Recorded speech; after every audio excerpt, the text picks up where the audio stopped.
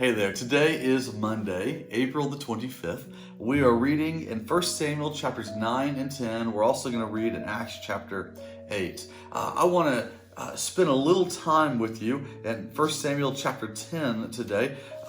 This is the part where Saul, the first king of Israel, he's been anointed the king in chapter 9. And then in 10, he becomes the king. He's made the king.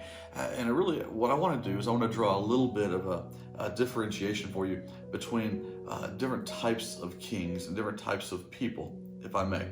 So you have Saul in chapter 10, he's made the king. We know in chapter 9, he rejected it. He didn't want to be the king. He's like, I'm from a small clan. This isn't me. This isn't what I need. But Samuel said, no, you're the one. And so he anointed him to be the king. In chapter 10, he's made the king. And if you look over in chapter 10, right around verse number 22, they're looking for Saul, and they can't find him. And they say, has he come here yet? And the Lord tells Samuel, yes, the Lord says, he has hidden himself among the supplies. Saul is hiding. He doesn't want to come out. He's, for whatever reason, is it fear? Is it frustration? Is it confusion? Is it hesitation? I don't know. But he's hiding among the supplies. When they ran and brought him out, the next verse, as he stood among the people, he was a head taller than any of the others. He was strong, he was handsome, a head taller. He looked the part of a king. When you saw Saul, everything about him said, I am in charge. But he didn't act like it, he hid. Later, we know he rejected the Lord. He turned his back and did things his own ways. He became the king. He enjoyed the riches of the kingship. But he hid. The second king of Israel, a man named David. We'll get to David here after a while in this book, 1 Samuel. But David, the second king, was the exact opposite, polar opposite of Saul. Saul was tall and strong and handsome. He looked the part of a king. Everything about him said, I should be in charge. And when you saw David, he was young, he was small, he looked weak, he was a poor, uneducated shepherd.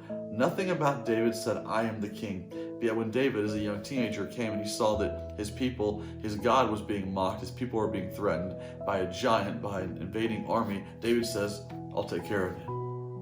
I'll go. He didn't look the part, but he acted the part of a king.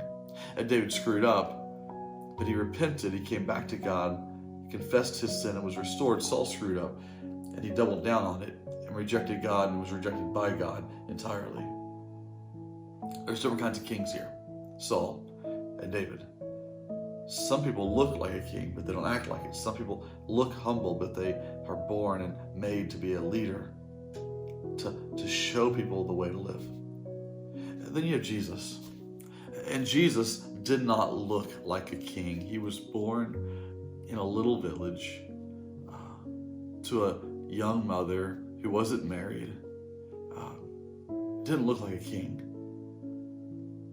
But Jesus was the epitome of godly leadership, a godly king.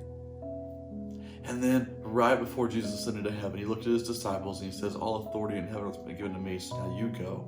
He was transferring to them that authority. He was sending them on his mission. Right before he ascended, he looked at you and me through the pages of his word and said, now you go. You might think, well, I don't look like a king. I don't feel like a king or a queen. People don't look at me and think I should be in charge. And when I look in the mirror, I don't even think about myself that I should be in charge, that I have any kind of authority. I think I'm just lucky to be a part of something on the fringe, but I'm not really good enough to be important. But Jesus sees you different. He says, all authority in heaven and earth has been given to me, so now you go on behalf of me with my mission. And he hands you that authority. He sends you out his kingdom with that mission. You might not look like Saul, but you can live like David. You can take the message of his good news and you can shepherd people toward Jesus. And you can see lives transformed. It does not matter what you look like. The Apostle Paul was not a large, imposing figure either. In fact, he'd been beaten and stoned and shipwrecked and imprisoned so many times in later years of his life. He was probably walking with a stoop. He was probably limping. His eyesight wasn't that good, and he was struggling physically. But he had incredible confidence in his God. which allowed him to speak and write and to preach powerfully. It doesn't matter what you look like. It doesn't matter how people see you. It matters how God sees you, what God says you are, and where your heart is turned toward. So today, you look in the mirror and you remind yourself you are a child of God. You are born, redeemed by royalty, the King of all creation, and you've been entrusted his authority and his message and his mission, and so go confidently in the way. Speak the words and perform the works of the kingdom that you belong to. Today, I hope great things come because you see yourself the way God sees you. Until I see you again, you are sent.